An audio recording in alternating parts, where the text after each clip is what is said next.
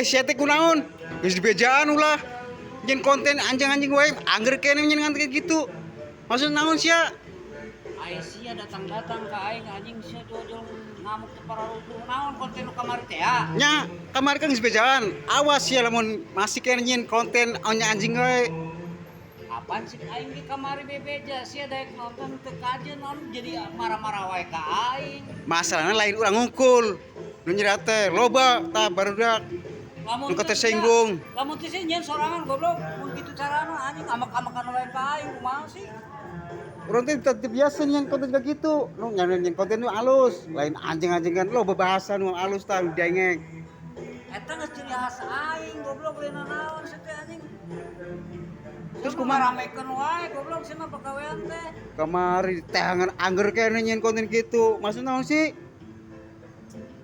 Terus ayeuna kumaha? Ayeuna kumaha terus? Terus ayeuna kumaha sok?